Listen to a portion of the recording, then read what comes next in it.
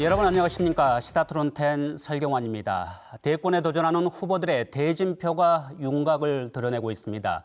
민주당은 이재명 지사가 그제 대선 후보로 확정됐죠. 국민의힘은 두 차례 예비 경선을 거쳐서 후보를 4명으로 압축했고요.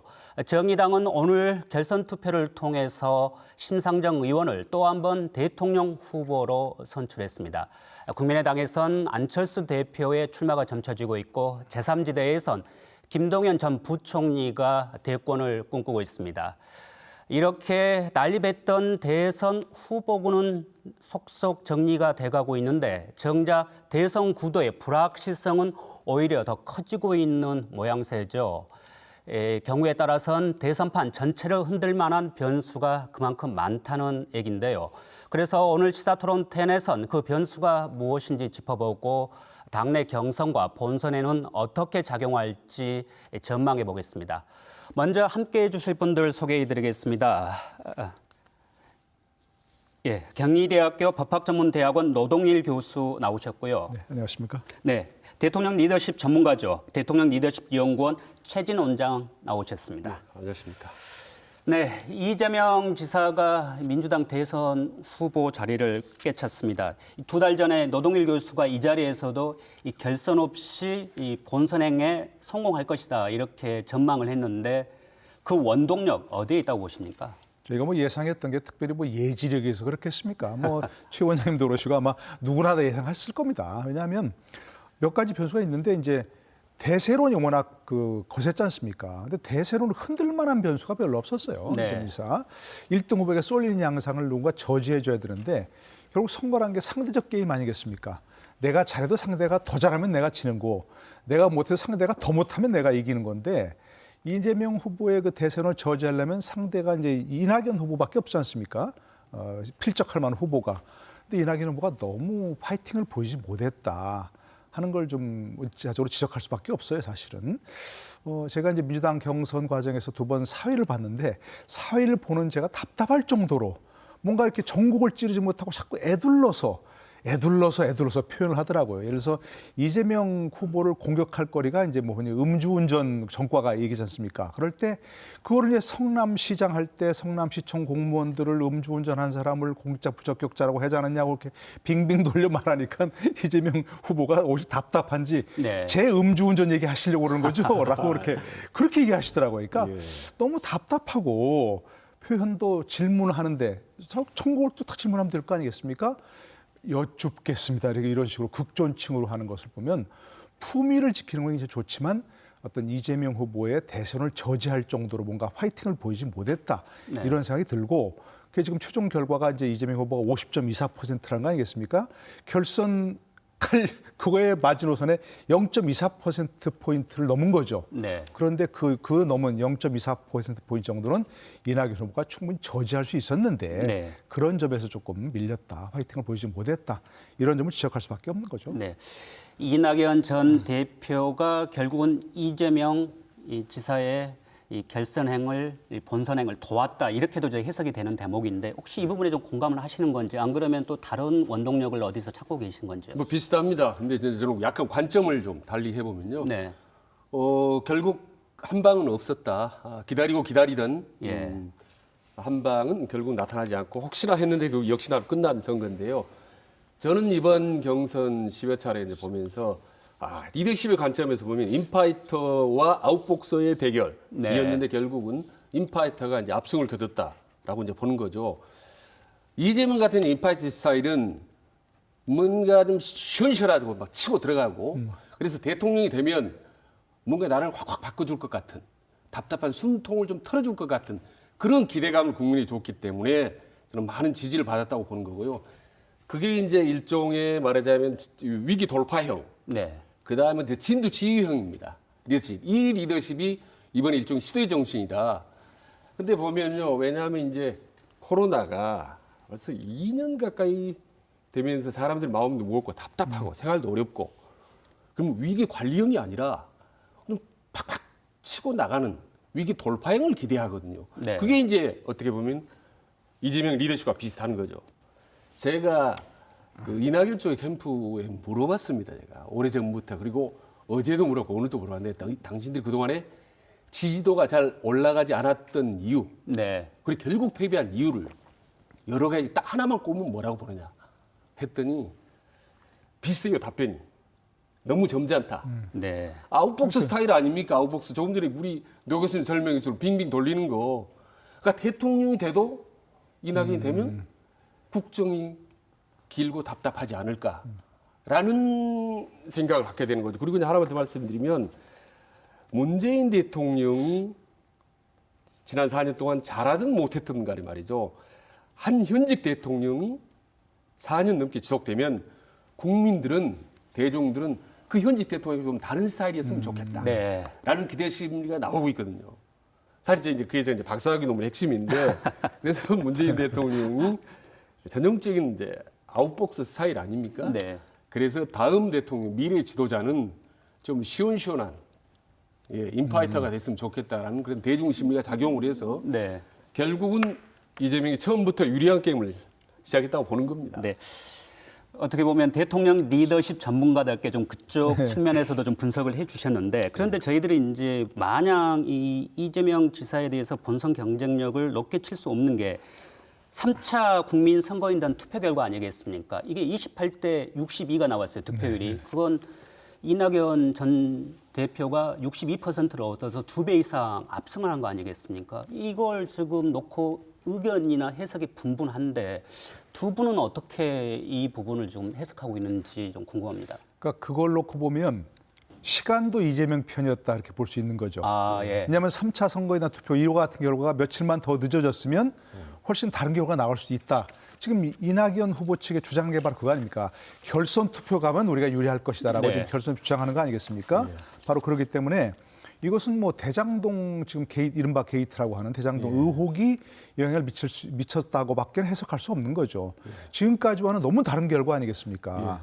근데 이제 해석을 여러 가지로 다르게 하죠. 만약 역선택 한 사람이 많았다든가 무슨 뭐 예를 들어서 이 보수 지지층들이 많이 몰렸다든가 이렇게 해석을 하고 있지만 선거인단이라고 하는 것은 계속 오래전부터 모집을 해왔고 네. 주로 이제 민주당 지지층이 모일 수밖에 없는 그런 선거인단 아니겠습니까? 그렇죠. 예. 역선택을 위해 모인다고 하더라도 그렇게 수많은 사람들이 모일 수는 없는 거니까 그걸 제외하고 본다면 이재명 지사의 부정적 평가가 높아졌다고밖에 볼 수 없는 거죠. 이걸 보니까 이 3차 선거인단 투표는 10월 6일 날 시작을 했어요. 10월 6일 시작해서 10월 10일까지 이어져서 10일 날 발표한 것인데 오늘 11일 투표 여론조사 결과 한 것을 오늘 발표한 조서를 보니까 이 3차 선거인단 투표와 거의 유사한 양상이 나타나고 네. 있어요. 이재명 지사가 지지율이 확 떨어지고 국민의힘 후보들과 1대1 대결에서도 다지는 걸로 나오는 그런 상황 결과가 나왔거든요. 그러니까 지금 이 3차 선거인단 결과는 결국 이재명 지사의 지지율이 영향받을 수밖에 없다. 대장동 이른바 의혹에 의해서. 그리고 본선 경쟁력을 장담할 수 없다. 네. 이걸 지금 얘기하고 있는 거죠. 네, 본선 얘기는 좀 더 해보고요. 이 최 원장께서도 이 3차 국민 선거인단 투표 결과 이 분석에 대해서 노 교수의 입장을 좀 공감하시는 건지 안 그러면 또 다른 시각에서 좀 들여다보고 거의 계시는지요? 비슷한 맥락인데요. 일단 그동안에 물 밑에서 불불 끓던 마그마 같은 민심이 뒤늦게 저는 분출했다고 보는데요. 네. 그러니까 이거는 그 이낙연 후보의 압승이 아니라 이재명 후보의 이제 완패라고 보는 거죠. 네. 근데 왜 완패를 하느냐 이제 이런 분석, 아까 대장동 게이트에 대한 분노, 표출 이건 뭐 누구나 다 예측할 수 있는 건데 아까 제가 모두에 이제 이재명 후보는 인파이터라고 그랬지 않습니까? 인파이터 치고 나가고 앞으로 달려가는 인파이터의 특징이 단점이 요란합니다. 그리고 말이 많고요. 후폭풍이 많습니다. 과거에 이제 이명박 대통령도 어떻게 보면 인파이터 스타일인데 많은 문제가 많듯이 한번 보십시오. 기본시리도 말이 많습니다. 논란이. 그리고 대장동 게이트. 그리고 또 뭐 있습니까? 과거에 뭐 인사파동이라든지. 네. 말이 많고 요란하지만 국민들 주목을 끌고 기대감을 갖게 하는 거죠. 근데 이 인파이터의 단점이 유감없이 이번에 대장동 게이트를 통해서 이제 분출이 돼버린가로 보죠. 그동안 근데 왜 이제야 폭발했느냐는데 이재명 지사를 싫어하고 좋아하는 사람들이 이미 정해져 있습니다. 보수와 진보는 꿈쩍도 안 해요. 그 사람들 대장경이 터도 아무리 난리가 나도 네. 안 움직입니다. 이재명을 지지하는 보수층, 진보층은 문제는 다수의 중도층이라고 보는 거죠. 그렇겠죠. 중도층이 쭉 그동안 지켜보다가 이제 어느부터 빠져나가기 시작한 거죠. 이게 이제 언제까지 빠져나가느냐 하면 적당한 소리에 멈추느냐. 이게 이제 최대 관심 아니겠습니까? 본선 경쟁력 아닙니까, 이게? 네. 이제 네. 그런 점에서 보통 이 정당의 후보가 최종 확정이 되면 컨벤션 효과라고 네, 그러잖아요. 네, 그렇죠. 좀 지지율이 오르는 측면이 있는데 네. 지금 직후에 실시된 여론조사에서는 좀 이 꺾이는 분위기다 말입니다. 이재명 지사가. 더더구나 3차 국민선거인단 같은 경우에는 대정동 개발 특혜 의혹이 터진 이후에 투표를 행사했는데 또 이분들은 대부분 일반 당원이거나 좀 친여 성향이 강한 국민들인데도 불구하고 28대 62로 나왔단 말입니다. 그러면 결국 이제 본선 경쟁력에 대한 또 본선에서는 이 대장동 이 특혜 의혹이 계속 영향을 미치지 않을까 이렇게 이제 자연스럽게 얘기가 나올 수밖에 없는데 이 부분 노 교수는 어떻게 보세요? 그러니까 선거에서 여러 변수 가운데 하나가 이제 뭐 분위기 아니겠습니까? 이른바 바람이라고 하는 구도라고도 표현할 수 있고 근데 지금까지 이재명 지사가 이제 이재명 그 후보가 굉장히 바람을 타고 있었죠. 아까 그래서 결선도 없이 바로 이제 그 본선 직행한 것이 이제 그런 이유라고 한다면 지금 분위기가 벌써 상당히 꺾인 분위기가 나타나요. 지금. 아까 지금 얘기하셨죠. 지금은 뭐 후보로 확정되고 나서 박수와 환호와 갈채가 막 쏠리면서 지금 뜰 시기란 말입니다. 네. 근데 본인도 지금 굉장히 조심하는 분위기가 나타나고 있어요. 여러 가지. 예. 당도 그렇고, 당도 지금 긴가민가 하고 있단 말입니다. 당도 그렇고, 본인도 그렇고, 주위의 사람들도 그렇고. 그러니까 지금 이것이 결국 대장동 의혹이 어디까지 확산될지를 몰라서 지금 다들 조심하고 있는 분위기란 말입니다. 네. 본인도 그렇고. 그렇기 때문에 이제 아까 좀 전에 얘기하신 대로 우리가 얘기한 대로 3차 선거인단 그 어떤 결과가 본선에서 그대로 나타나지 않을지라도 상당 부분 본선의 어떤 분위기를 반영하는 게 아니냐. 네. 이렇게 볼 수밖에 없거든요. 왜냐하면 1차, 2차, 3차 선거인단을 모집했는데 아마도 민주당 지지 성향이 강한 사람들은 처음 했을 거예요.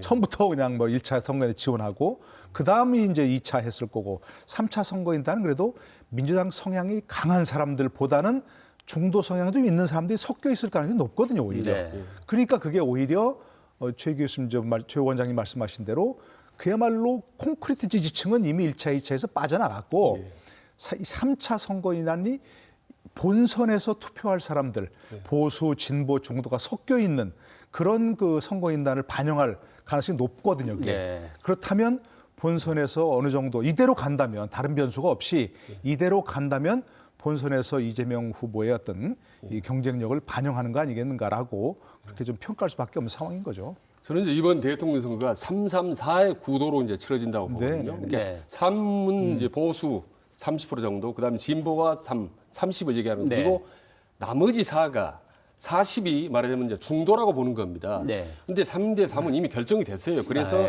이재명이라든지 어떤 윤석열의 높은 지지도지만 집에 박스에 갇혀 있는 거 아니겠습니까? 나머지는 이제 40% 중도인데 이 중도층에서 최근 들어서 이제 상당히 움직이고 있다고 보는 거죠. 중도가 누구냐? 저는 2030과 정치 성향이 상대적으로 적은 자영업자나 소상공인들이라고 봅니다. 코로나 속에 가장 힘든 네. 이 사람들을 계속 지켜봤는데 이 사람들은 어떤 네거티브라든지 악재가 나와도 쉽게 안 움직입니다. 네. 기다리고 참다 이제 나중에 판결을 하게 되는데 그래서 지금 이번 대선에서 빠져나가기 시작했어요. 그래서 이번에 말하자면 이낙연 후보한테 많은 몰표를 준 사람이 누굽니까? 권리당원이나 대의원들이 아니지 않습니까? 그냥 일반 당원과 국민들이란 말입니다. 이 사람차에서 이재명 지사에게 표를 준 분들 말씀하신 거죠? 아닙니다. 그러니까 지금 이번에 말씀하셔요? 이재명 지사에게 반대를 일으킨 사람들, 그러니까 예. 이낙연을 지지한 이낙연 후보 지지. 저 국민 선거인단에 네, 3차 바로 결과를 말씀하신 거죠. 그렇습니다. 예, 예. 예. 그 3차 경단에 있는 사람들이 그 일종의 말하자면 반란을 일으킨 표들이 중도층에 속해 있단 말입니다. 네.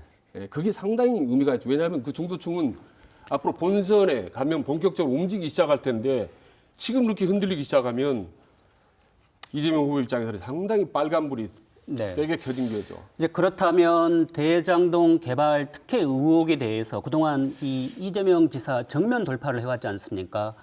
뭐 토건설에게 갈 이익을 환수한 이건 나의 치적이지 비리가 아니다. 그리고 이 대장동 게이트는 국민의힘 화천대유 게이트다. 이렇게 굉장히 강하게 지금 반박을 했는데 이 지금 전략이 실제 중도층에는 먹히지 않았다고 하면 앞으로 전략 수정 불가피하지 않겠습니까? 어떻게 보세요? 글쎄 전략을 수정해야 될 것 같은데 예. 뭐로 수정해야 될지가 좀 마땅치가 않아요. 예. 여러 차례 말을 바꿔왔잖아요, 본인이. 예. 저희 그 얘기가 불거졌을 때 이건 무슨 소리냐. 단군 일의 최대의 치적이다. 네. 이렇게 얘기했고 성남 시민들에게 뭐 5,500억을 돌려준 그런 것이다 얘기했고 설계자가 내가 설계를 했고 유동규 씨는 실무자였을 뿐이다. 처음에 이렇게 본인 치적으로 포장했지 않습니까?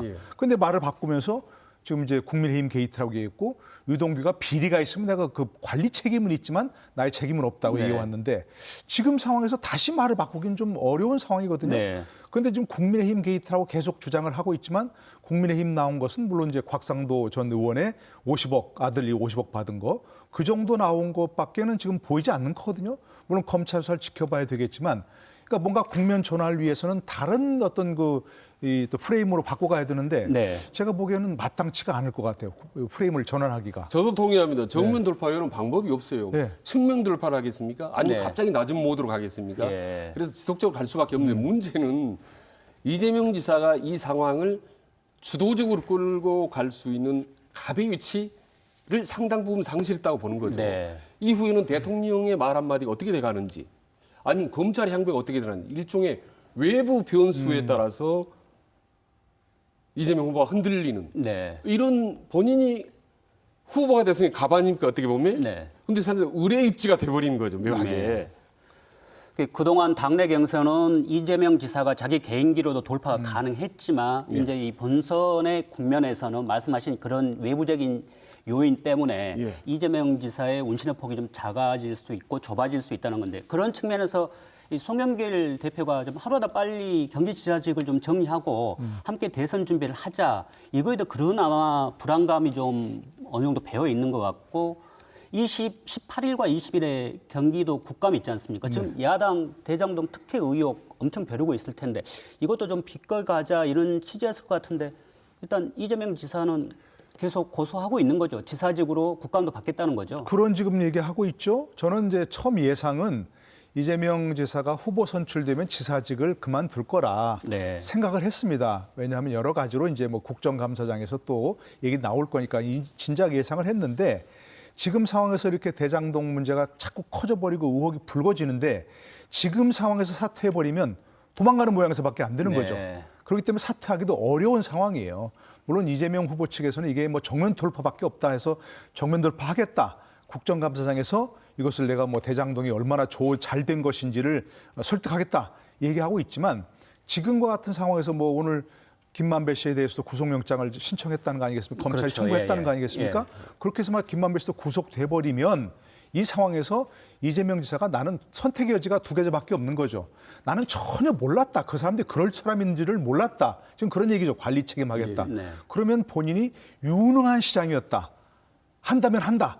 이런 프레임 꺾여버리는 거죠. 그렇게 갈 수밖에 없는 상황이에요, 지금. 만약에 처음부터 이건 내가 설계자였다, 이건 내 치적이다라고 한다면 엮여 들어갈 수밖에 없는 거죠. 네. 유동규 씨가 배임을 저지를 때 그럼 본인은 뭐 했냐라고밖에 얘기할 수밖에 없으니까 그걸 택하기보다는 차라리 나는 몰랐다. 이렇게 비리가 있는 줄 몰랐다. 이런 사람들이 이렇게 이런 잘못 저지른지 몰랐다라고 하면 그동안은 이재명 이른바 신화 정말 시원시원하게 아까 말씀드린 대로 일을 잘하고 뭔가 뭐 치적을 내고 이재명은 합니다라는 캐치프레이즈가 무력화될 수밖에 없는 그런 상황이죠. 그래서 국감 얘기가 나오셨는데 지금 네. 10월 18일하고 20일 날 국정감사 예정돼 그렇죠. 있는데 예, 경기도 국감이 있죠. 근데 우리 유권자들은 사실 헌정 이래로 한 번도 보지 못한 첫 풍경을 볼 것 같아요. 말하자면 집권 여당의 대통령 후보 겸 도지사가 네. 국정감사에 나와서 예, 그렇네요. 참 포화를 맞는 좀 희한한 한 번도 본 적이 없는 그런 풍경을 볼 수 있겠다. 근데 이재명 지사는 이번 경선에도 본인은 이제 특유의 치고 들어가는 인파이터답게 사이다 스타일답게 국정감사에서 내 판 한번 만들겠다. 시원하게 내 얘기를 한번 해보겠다 이런 거 아닙니까? 근데 문제는 18일은 앞으로 좀 남았습니다. 네. 한 일주일 남았나요? 며칠? 그렇죠. 그럼 예. 그 사이에 또 무슨 사건이 또 대장동이 또 나올지 모르고 기가 하나가 예. 딜레마가 있고 그래서 이재명 지사 캠프 쪽의 전략은 이제 내일 최고위원회 있습니다. 네, 그렇죠. 네, 최고위원회에서 이제 송영길 대표가 땅땅땅 두드려서 이의제기 없다 기각하면 바로 선대위가 구성이 됩니다. 네. 그러면 이재명 씨가 바로 공동선대위원장 맡을 건가 안 맡을 건가 yes or no 대답을 요구하면 대단히 난처합니다. 아니, 그러면 불복할 수도 없고 승복할 수도 없고 하면 모호한 입장에 난처한 그런 상황이 지금 벌어질 텐데 네. 이거를 미리 또 짐작하고 있는 예상한 이낙연 캠프에서는 그래서 내일 최고위원 회의를 어떻게 해서든지 한번 무산시키든 네. 딜레이를 연기를 시키려고 합니다. 그러니까 내일이 또 한 번의 그 시한폭탄 네. 그냥 한번 좀 기다리고 있죠. 방금 그 부분을 좀 물으려고 했는데 이 이낙연 캠프가 지금 보이고 있는 행보로 봐서는 거의 경선 불복에 가깝지 않습니까? 뭐 말씀하신 대로 무효표 이의제기도 했고 좌장격인 뭐 서른 의원 좀 연일 이재명 지사에 대해서 강도 높은 지금 발언을 쏟아내고 있습니다. 이 지사 입장에서는 좀 이낙연 전 대표 빨리 끌어안아야 되는데 자칫하다가 이 당내 분열 양상 좀 장기간 흐르게 되면 이 본선 이 판도에도 좀 영향을 미치지 않을까 싶기도 한데요. 어떻게 뭐 차찬 속에 태풍이 될까요? 안 그러면 좀 더 파급력이 클까요? 저는 이미 양진영이 돌아올 수 없는 다리를 건넜다고 봅니다. 네, 그 정도까지요. 아니 공개적으로 서론이 두 번이나 얘기했지 않습니까? 이재명 후보 상태에서 구속될 수도 있다고. 그 정도 그보다 더 큰 막말이 어디 있습니까? 네. 구속될 수도 있다고.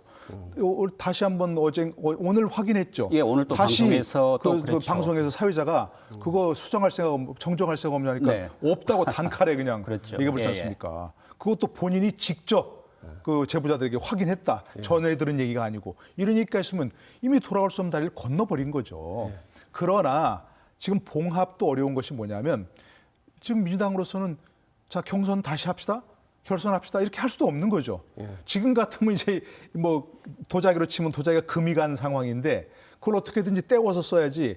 자 그러면 이낙연 후보 측의 이의를 받아들여서 결선합시다. 이렇게 되면 도자기가 깨져버리는 상황이 돼버린 거죠. 네. 그렇기 때문에 딜레마고 정치적으로 결론 뒤집힐 가능성이 없습니다. 네. 없고 그러나 이낙연 후보 측에 계속 저렇게 얘기하는 것은 만에 하나 정말 서른 의원 주장처럼 그런 상황이 발생했을 때 이낙연 후보의 입지를 좀 미리 좀 공고히 해두자라는 차원에서 얘기하는 것이지 서른 의원이나 이낙연 후보 측에서 이의를 제기하고 지금 이재명 후보의 구속 가능성까지 얘기해버리는 것은 자기들의 주장이 받아들여질 것이라는 그런 생각하고 가는 건 아닌 거죠. 네, 예, 이 그렇습니다. 정치라는 예. 그 명분이기 때문에 나름 지금 이낙연 캠프에서는 명분까지도 염두에 두고 이런 행보를 하고 있다는 건데. 네, 최 이낙연 원장은 어떠세요? 캠프에서는 선택지는 세 가지인데요. 하나는 이제 깨끗한 승복. 예. 그건 전혀 지금 생각지도 않고 있습니다. 그는 두 번째로는 대충 가다가 나중에 소극적 지지하는 거. 이거 전혀 생각 안 합니다. 아, 예. 오늘까지 제가 이제 사실은 방송하기 전에 좀 캠프를 좀 두드려 봤는데 이낙연 쪽 캠프에 네. 지금 법원에 가처분 신청 내는 거를 저는 의견이 다수입니다. 그래요? 실제로 그렇게 갈지는 모르겠지만 네. 예, 그 정도로 아주 강합니다. 그리고 상당히 고무된 게 뭐냐면 이낙연 캠프 쪽에 오늘 국무회의에서 문재인 대통령이 발언 상당히 검경이 합동을 해서 말이죠. 철저하게 실체적 진실을 적극적으로 밝혀라. 이 발언이 네. 무언에 우리에게 힘을 실어준 게 아니냐. 이낙연 그래서 상당히 힘을 좀 얻어서 이거 이대로 잘만 가면 뭔가 큰 판이 뒤흔들 수 있겠다라는 기대 심리를 좀 갖고 있는 것 같아요.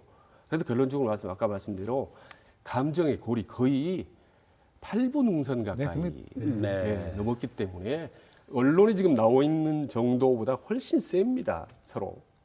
감정의 골이. 거의 뭐 누비콩강을 건넜다는 네, 저는 분위기로 건넜다고 지금. 봅니다. 저는 건넜다고 보고요. 예. 이게 여러 가지 변수가 겹친 거죠, 사실은. 저 이제 처음에 이제 당규 문제 가지고 예의를 제기할 때 그 당 선관위가 얼마나 어련히 잘 해석했을까라고 네. 해서 근데 하도 이전에 쪽에서 제기했다 보니까 다시 당규를 보니까 예.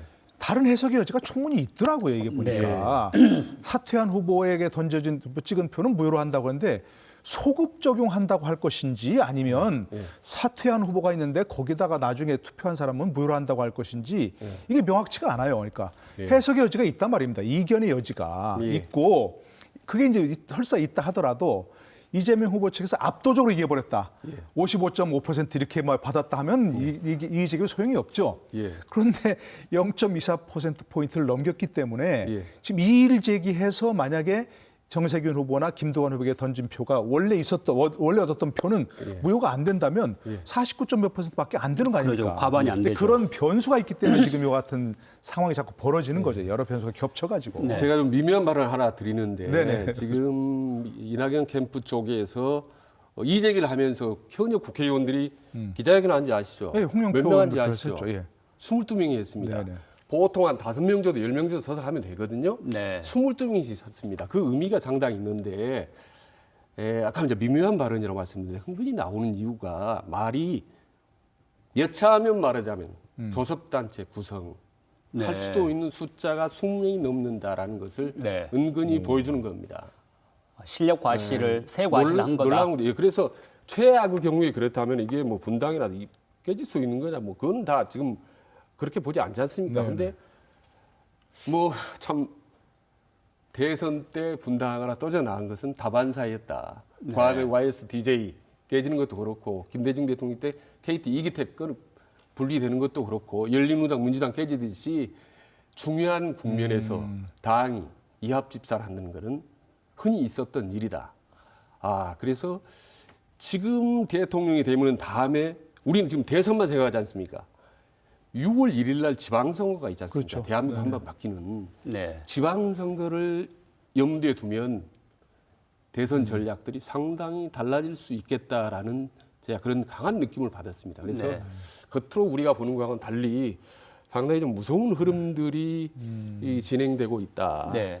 그 정치권에서는 뭔가 좀 큰 틀의 그 그림을 그려놓고 지금 이번 사안도 접근하고 있다. 이제 이렇게도 좀 읽히는데 네. 저희들이 이제 이건 좀 저희들이 이제 또 지켜는 봐야 되는데 여기서 호남 민심 한번 좀 얘기를 나눠보겠습니다. 예. 아무래도 저 지역 시청자들이 보고 계시기 때문에 이재명 지사가 유일하게 광주 전남 대의원과 권리당원 투표에서 1위를 못했습니다. 예. 그만큼 호남구의 앞으로 좀 과제인데 좀 이 사안이 좀 많이 꼬이고 있지 않습니까? 그러니까 지금 호남 민심 좀 바라보는 이 시각이 좀 복잡할 것 같아요. 어떻게 저희들이 좀 이 부분은 좀 정리를 해볼까요? 근데 이제 광주 전남에서 이제 이낙연 후보가 이겼다, 이재명 후보가 이기지 못했다 하더라도 근소한 차이였어 사실은. 그렇죠. 예, 예. 만약에 이제 그 예전에 노무현 후보나 이런 사람처럼 이제 그 호남 지역 승리를 기반으로 해서 전국 승리로 나가는 그런 바람이 불려면 대승을 했어야 하는 거죠. 이낙연 후보가. 그리고 이낙연 후보가 사실은 그 이 광주 전남에 공을 들인 만큼 예. 얻지는 못했어 사실은. 예, 그 공 들인 것에 비하면 뭐 네. 너무 터무니없이 근소한 차이로 이겼고 예. 더더구나 바로 이어진 전북 경선에서는 대승을 해버렸습니다. 이재명 후보가. 예. 그러니까 그 광주 전남에서 승리했다고 하는 호남 민심이 별다른 의미가 없어져 버린 거죠. 예. 그렇기 때문에 호남 민심이 다른 민심과 뭐 동떨어져서 뭔가 이게 뭐 특별한 의미를 가진다 이렇게 파악하기 어려운 상황이죠. 이로서는. 저는 9월 25일 날 토요일 날이 있지 않습니까? 광주 전남 네. 경선이 저는 제가 보기 이낙연 후보가 아마 피눈물을 흘렸을 것 같아요. 네. 본인 고향이 뭐 영광이고 그리고 이제 광주일보를 나오고 국회의원 전남에서 4번을 하고 또 네. 도지사를 2번 도지사, 했는데 네. 공무총리까지 했는데 10% 이상 이겨서 우리는 이제 탄력을 받겠다. 그리고 공언을 했는데 0.17%입니다. 이긴 게 이긴 그러니까 게 7만 아니죠. 명이 넘는 네. 사람이 투표를 했는데 네. 122% 얻은 거예요. 저는 밤새 저는 아마 피눈물을 흘렸을 거라고 보고 자, 이 시점에서 우리 한번 제가 생각해 보자. 제가 꼭 말씀드리고 네. 싶은 건 오늘 방송에서 호남이 항상 전략적 투표를 한다는 건데 도대체 전략적 투표라는 게 뭐야 이게? 예. 과거의 독재 시절 그때는 전략적 투표는 필요하고 당연히 자랑스럽게 여길만 하죠. 근데 지금은 같은 민주당끼리 그래도 민주화된 시대에 과연 전략적 투표가 그럼 될 사람에게 밀어준다. 이대로 가면 과거에 그런 얘기가 나왔었으니까 김대중 이후 100년 동안 호남 출신이 호남에서 대통령이 나오지 않겠다라는 말이 있었습니다만은 요번에 그 등식을 깬다고 그러는데 다시 또 못 깨게 시켰지 않습니까? 그래서 저는 이 전략적 투표, 호남의 전략 투표가 과연 옳은가라는 부분에 대해서 냉철하게 한번 생각을 해야 됩니다. 네. 자, 하나만 더 붙으면 자. 이 0.17%다 그러면 우리가 광주 전남 대한민국 정치 1번지라고 얘기하고 민주화 성지라고 얘기하지 않습니까? 평론가 도시라고 하고 심지어는 운동권의 도시라고도 얘기합니다. 외부에서는 외지에서는 그럼 제일 중요한 게 민주화, 5.18, 성지, 제일 중요한 게 도덕성 아닙니까? 그럼 우리 광주 사람이 어디 가서 다음 선거 때 도덕성을 외칠 수 있겠는지 이 부분에 대해서 한번 우리가 심각하게 생각할 필요가 없다. 이건 누구를 뭐 이낙연, 이재명 뭐 이걸 윤석열을 떠나서 우리 광주가 한 번쯤은 진지하게 이 전략적 투표가 과연 옳은 건지 몰표를 주는 게 옳은 건지 한번 생각해 보자는 것.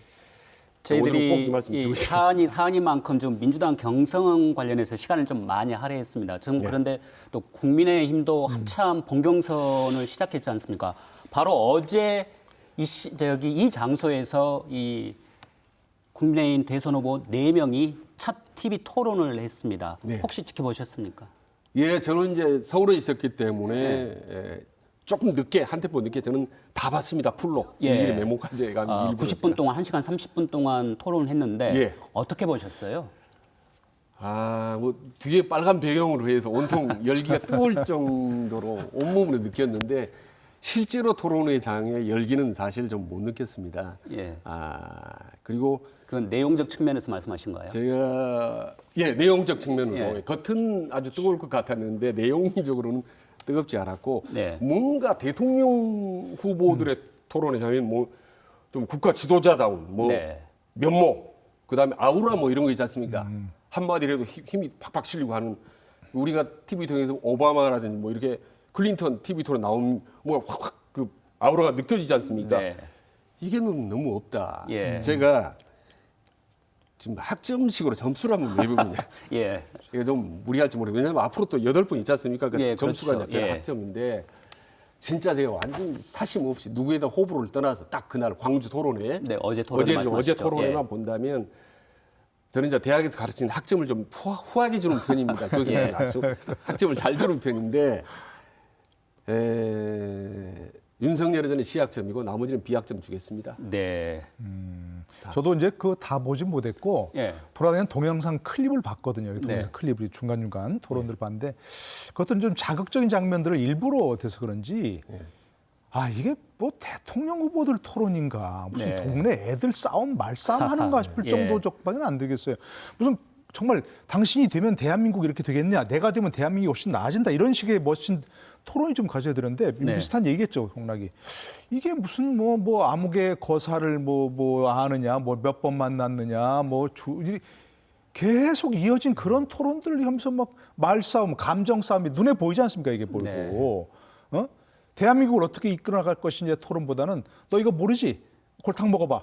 이런 식의 토론이 이어져서 그거 정말 저도 이제 뭐 평론한 입장이니까 일부러 찾아봐야 되는데 네. 몇 개 떠도는 클립은 봤는데 더 보고 싶지가 않더라고요. 교수님 제가 부담을 무릅쓰고 학점을 줬지 않습니까? 네. 교수님 다 학점을 매기면 어떻게 되겠습니까? 다 F입니다. 다 F. 진짜예요. 아, 아니, 저는 뭐 누구 특별한 게 아니고. 더 가혹하신 근데 너무 장면이시네. 정치적인 답변이시죠. 아니, 진짜로 제가 보기에도 저런 사람을 누구를 예를 들어서 제가 보수적인 성향이 있다 하더라도 예. 저 사람 중에 누구를 보수 대통령을 내세울까? 이런 상상을 해보면 상상이 안 저는 가더라고요. 순간 그런 정말로. 생각이 있어요. 만약에 그 자리에 상상이 안 가더라고요. 그 자리에 이재명 후보가 참여해 토론했다면 예. 저는 뭐 아마 A 내지는 A 플러스가 나올 가능성이 높습니다. 워낙에 예. 토론은 그렇지 뭐 않겠습니까? 되니까. 네. 예, 그래서 그건 국민힘은 좀 TV 토론 네. 전반적으로 콘텐츠라든지 내용이라든지 네. 이런 것들을 지도부에서 의논해서 좀 뭔가 방법을 마련해야 될 것 같아요. 예. 지금 이대로 가면요. 8번 하나, 10번 하나, 20번 하나 별로 변별력이 없을 것 같아요. 그러니까 네. 지난번에 국민의 저 민주당 토론도 예. 그런 식으로 가다가 계속 네거티브가 이제 이어지니까 예. 토론 주제를 정했죠. 본인의 가장 중요한 정책을 내세우고 예. 각자 후보들 내세우고 그걸 중심으로 토론하자. 예. 이렇게 해서 이제 주제를 한정해야 되는 겁니다. 그러니까 네. 아무 주제나 다 가지고서 이렇게 하면 결국 어떤 자잘한 그런 어떤 이른바 검증의 이름을 빌린 치열한 토론, 치졸한 토론 그밖에 되지 않는 거거든요. 예, 알겠습니다. 여기서 국민의힘 당내 경선의 변수도 좀 짚어보죠. 일단 가장 많이 얘기하는 게 검찰의 고발 사주 의혹과 관련된 윤석열 전 검찰총장의 이제 앞으로의 연루 가능성 또 그리고 처관 리스크 얘기 나오는데 어떻습니까? 이 파급력 좀 있지 않을까요? 근데 처가 리스크는 지금 굉장히 오래됐지 않습니까? 예. 지금 얘기 나온 지가. 윤 후보 본인도 무슨 1년 6개월 동안 수사했는데 아무것도 안 나왔지 않는데 토론에서 그런 얘기가 나왔었죠. 나온 것처럼 뭐 예를 들어서 특별하게 지금 어떤 이미 저 장모는 구속됐었다가 지금 좀 일단 풀려나 있고 네. 계속 이 2심, 3심 계속되고 있고 예, 보석 상태죠. 예, 보석 상태니까 이미 뭔가 좀 도덕성 흠집이 났고 예. 그러고 본인이 연루됐다는 얘기는 아직 안 나왔죠. 이제 뭐 부인, 뭐 도이치모터스 주가 조작이라든지 이런 게 나오면 이제 혹시 그것도 타격이 불가피하지만 그게 이제 가장 핵심적인 타격이 뭐냐면 그런 사건에 윤석열 후보 본인이 뭔가 연루돼 있느냐 예. 이 문제가 지금 나와야 되는 것이거든요. 네. 절정적인 타격이 있으려면.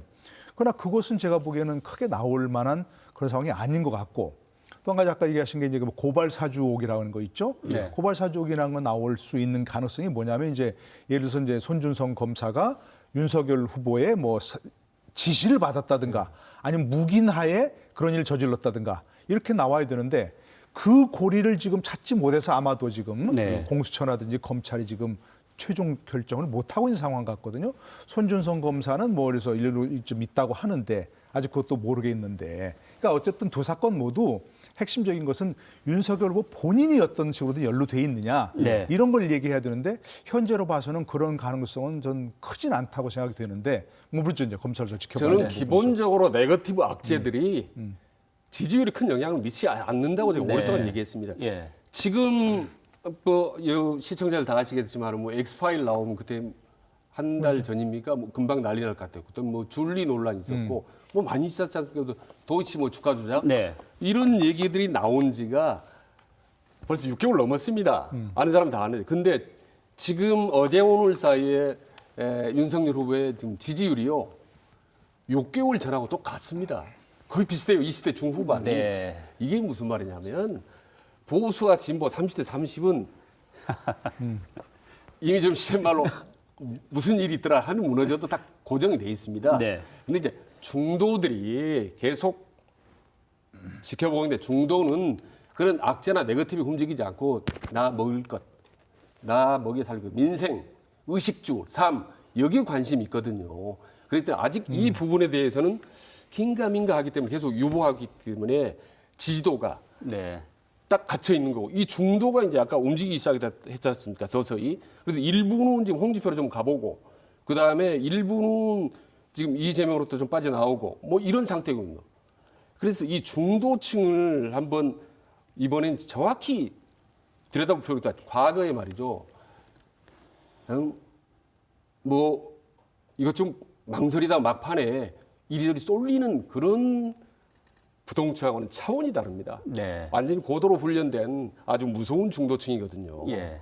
그래서 중도층은 이제 11월 5일 국민의힘 후보가 결정이 되면 그렇죠. 예. 가을바람 세게 싸늘하게 불기 시작하면 그때부터 본격적으로 무섭게 움직이기 시작한다고 저는 봅니다. 그 말씀하신 대로 다음 달 5일에 국민의힘 대선 후보가 최종 결정이 됩니다. 예. 그런데 이제 아직 한 달 정도가 좀 남아 있지 않습니까? 이 지금 국면에서 이재명 지사가 민주당 대선 후보로 확정이 됐습니다. 그러면 상대적으로 이제 국민의힘 후보 4명은 이재명 지사의 뭐 저격수 또는 대항마를 내세우면서 선명성 경쟁도 하고 또 본인의 본선 경쟁력을 강조를 할 텐데 어떻습니까? 유불리를 따지자면 4명 후보 중에서 이재명 지사가 됨으로써 어떤 후보에게 가장 유리하게 작용할까요?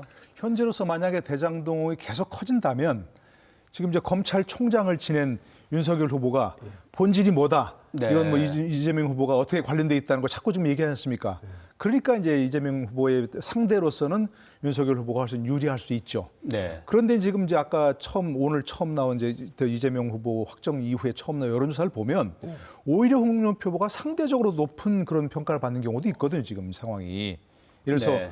양자 대결에서 홍준표 후보가 상대적으로 더 높은 지지율을 나타내는 경우도 예, 있거든요. 오늘 조사 나온 같은 그 여론조사를 네. 보니까 그건 뭐 때문에 그러냐면 윤석열 후보도 말씀하신 대로 중도층이 지지하기 어려운 예. 사실이든 아니든 뭔가 흠이 많은 후보라는 인상이 지어질 수밖에 없는 상황입니다. 예. 그러니까 서로 흠이 많은 사람 중에 누구를 뽑냐 보다는 그래도 상대적으로 지금까지 검증을 많이 거쳤고 본인 스스로 도덕적으로 깨끗하다고 얘기하는 홍준표 후보가 더 부각될 수밖에 없는 상황이죠. 네. 그러니까 국민의힘에서는 두 사람 중에 누가 될지 예측이 불가능한 지금 그런 상황까지 청 원장께서는 이어지는 거죠. 어떻게 보세요? 지금 당장 맞붙으면은 당연히 윤석열이 요리하죠. 이재명 붙으면은 예. 팽팽하고 말하자면 더 무서운 경쟁자란 말입니다. 왜냐하면 윤석열은요 그런 표현을 써야 될지 모르겠는데 뭐 융파 뭐 이런 얘기도 있더라고. 아주 열성 지지층이 극렬 있기 지지자들이. 때문에 열성 지지층이 있기 때문에 만만치 않고 그리고 전체적인 여론조사하면 그래도 뭐 20대 중반 후반 때 비슷하지 않습니까? 네. 그런데 앞으로 이게 시간이 갈수록 윤석열 후보는 좀 한계가 있죠. 왜냐하면 일단 도덕성인 문제에 있어서 서로 독인 객인 이러기 때문에 특별하게 나을 것도 없고 이재명 후보 입장에서는 그리고 TV 토론을 하게 되면 당연히 우세하다고 생각했죠. 이재명 후보가. 네. 그렇죠? 그다음 이런 점이 있기 때문에 반면에 홍준표 후보 같은 경우는 이제 본인도 얘기하지만 뭐 흠잡을 게 없다. 네. 뭐 도덕성이 우위다라고 주장을 하고 있죠. 근데 일단 뭐 특별한 악재거리는 없는 것 같아요. 홍준표가. 그다음 네. 두 번째로는 TV 토론 홍준표 만만치 않지 않습니까? 네. 세 번째로 중요한 건데요. 인정하고 싶지 않지만 이제 지역 구도라는 게 또 보이지 않게 작용하지 않습니까? 홍준표가 나오면 영원한 구도로 갈 가능성이 높습니다. 그러면 홍준표는 부산, 경남을 다 먹고 거기다가 호남 본인이 뭐 북구에서 1년 반 살고 뭐 전라북도에 뭐 아내가 있고 예? 그다음에 호남의 사위다 네. 이렇게 해서 나름 선전하면 네. 이재명 입장에서는 상당히 무서운 상대가 되는 거죠. 시간이 지나갈수록 이재명 입장에서는 홍준표가 무서운 경쟁자가 될 수밖에 없다고 보니 저는 네. 되게 저는 뭐 객관적으로 봅니다 이게 예. 유불리를 따라서. 일단 현재 상태로 봤을 때는 뭐 윤석열, 홍준표다 박빙의 승부가 될 거다. 예. 그러나 이 본선을 좀 생각했을 때는 홍준표 후보의 경쟁력이 만만치 않다. 근데 이제 유권자들이 이걸 어떻게 해석을 할지 특히 이번 여론조사 같은 경우에는 일반 국민 50%가 좀 반영이 되지 않습니까? 최종 후보 결정에. 그리고 책임 당원은 투표를 통해서 50%가 반영이 되고요. 그러면 이 당심과 민심인데 이 당심과 민심이 누구를 선택하냐? 한번 사실 굉장히 지켜볼 일이네요. 예, 그 중요한 포인트인데요. 근데 그 경선 룰이 깊이 들어가면 상당히 윤석열 후보에게 유리하게 되어 있습니다. 네. 일단 50대 50이라는 게 그렇고, 예. 그러면 당심 50% 아닙니까? 그러면 예, 당심은 주로 TK 대구 경북이고, 그 다음에 고령층이 많습니다. 근데 이게 상당히 몰표가 갈 가능성이 있어요. 그런데 최근에 좀 젊은 층이 많이 이 책임 당원으로 등록을 한 걸로 이렇게 얘기 나오는데 그 부분은 고려가 안 될까요? 아직까지는 그 부분, 지금 탄력을 받고 상승세는 홍준표가 하고는 있지만 네. 어디까지 올라갈지는 모릅니다. 아직. 예. 그러나 지금은 윤석열은 확실히 확보를 하고 있거든요. 또 하나가 중요한 게요, 교수님 이게 있습니다. 그 지지율 투표 있지 않습니까? 일반 국민들 여론조사를 자 특이하게 합니다. 그러니까 국민의힘에 조사를 할 때 자 윤석열을 더 적합하다고 보십니까? 아니면 홍준표가 더 적합하다고 보십니까? 이렇게 묻지 않고 이번엔 경쟁력이잖아요. 예, 그렇습니다. 경쟁력을 물어보기 때문에 이를테면 이재명과 윤석열이 하면 누가 더 이기겠느냐. 네. 그다음에 이재명과 홍준표가 하면 누가 이기겠냐. 봐서 그 차이를 가지고 가산점을 준 거기 때문에 전반적으로 상당히 윤석열이 좀 유리하게 돼 있는 거죠. 경선 룰이. 네. 그러니까 반드시 그렇게만 볼 수는 없는 게 예. 아까 말씀하셨는데 당심은 윤석열이라는 건 분명합니다. 네. 왜냐하면 여론조사를 놓고 보면 분명하거든요. 예. 보수 지지층에서는 윤석열이 확실히 예. 우위를 차지하는데 네. 지금 얘기한 대로 홍준표는 상승세에 있습니다. 그 상승세가 예. 당심이 아니라 일반 국민 여론조사에서 상승세에 있는 것이거든요. 예. 그러니까 상승세가 되면서 더더구나 이제 이재명 조차가 좀 하락세를 보인다면 이재명 네. 후보가 하락세를 보인다면 홍준표 후보와 아까 경쟁력이 더 높다고 예. 볼 수도 있는 상황이거든요. 예. 그러니까 또 이제 여러 가지 변수가 남아 있죠. 예. 그러면 아까 말씀하신 검찰 수사도 남아 있고 윤석열 후보에 대한 어떤 그 주의에 대한 예. 또 뭐 고발 사주 의혹에 대해서 어떤 결과가 나올지도 모르겠고 여러 가지 남아 있으니까 당심은 확고하게 윤석열이 장악하고 있지만 일반 국민 여론조사에서는 변수가 아직 심하기 때문에 네. 반드시 윤석열 후보가 유리하다만으로 볼 수는 없는 상황이 아직 남아 있죠. 좀 의견이 변수가. 달라야 되는 게 너무 좀 비슷해가지고 저는 이제 뭐냐면 경선 룰이 네. 윤석열이 좀 룰이 유리하게 돼 유리하다. 있다는 말씀 예. 드리고 네네네. 그다음에 지금까지 한 1년 정도 그 선거 과정을 최근 보면요 거의 민심이 당심을 이끌어갑니다. 네. 이준석 대표도 그랬고 이재명 후보도 그랬었고 계속 민심이 훨씬 견인력이 큽니다. 네. 그래서 일반 여론사가 높으면 당심도 뒤늦게 그리고 마지못해 따라가거든요. 예. 그래서 민심이 누가 상승세가 있느냐 이게 이제 중요한 거거든요. 그래서 홍준표도 상당히 이제 힘을 얻는 거고 이낙연 후보도 사실은 민심이 상승세를 타고 있다고 판단하기 때문에 네. 시간이 뭔가 좀 끌고 시간이 지나고 상황이 변하면 민심이 우리 편으로 확 올 수도 있다라고 이제 보는 겁니다. 이 민심은 물과 같아서 배를 띄울 수도 있고 뒤집힐 수도 있기 때문에 더더구나 지금 이제 민심 쪽에 저희들이 이제 방점을 찍고 얘기를 하는데 좀 주어진 시간이 거의 다 돼가고 있습니다. 어떻습니까? 이번 이 대선 어느 때보다 비호감도가 높은 후보들이 나와서 국민들도 좀 답답해한다 이런 얘기 나오는데 지금 이런 상황에서 이번 대선 후보에게 필요한 자질 좀 어떻게 가장 필요한지 간단히 좀 정리하고 끝내죠. 정말 국민의 삶 팍팍하죠. 제가 이제 학교에 있으면서 보면 학생들도 너무 답답해요. 뭐 온라인 강의밖에 못하고. 더더구나 학교 앞에 가게들도 너무나 많이 문 닫고 있어요. 지금 서울에 무슨 뭐 종로, 광화문 이런 데는 정말 그 상권의 황금 상권 아니었습니까? 너무나 많은 문이 닫고 있고 그런 문제들에 좀 이 천착하는 후보가 나와야 돼요. 네. 민생의 삶을 민생을 지금 팍팍한 민생을 어떻게 내가 대통령이 되면 그걸 변화시킬 것인가 하는 것이 나와야 되는데 너무나 그런 점이 부족하다. 네, 그래서 여기서 이거를 막론하고 최 원장님도 뭔가 좀, 마지막으로 한 말씀 더 하시고 끝내죠. 예, 그런데 저는 이제 이번 대선에 이제 변수 얘기 많이 하는데 간단하게 말씀드리면 검찰이 어떻게 움직이느냐. 두 번째는 북풍입니다. 네. 내년 2월 달에 베이징에서 동계올림픽하고 거기서 남북 정상회담이 이루어질 수 있지 않을까라는 네. 얘기들이 오가니 그때 대선에 영향을 주겠죠. 바로 한 달 전이니까.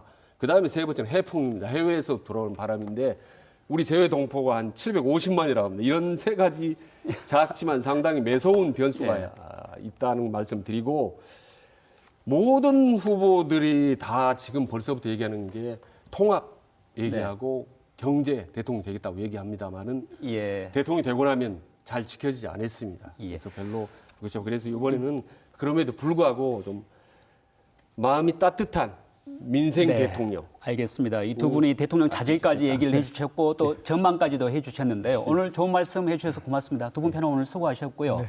늦은 시간까지 함께해 주신 시청자 여러분 고맙습니다. 시사토론 10 여기서 마치겠습니다.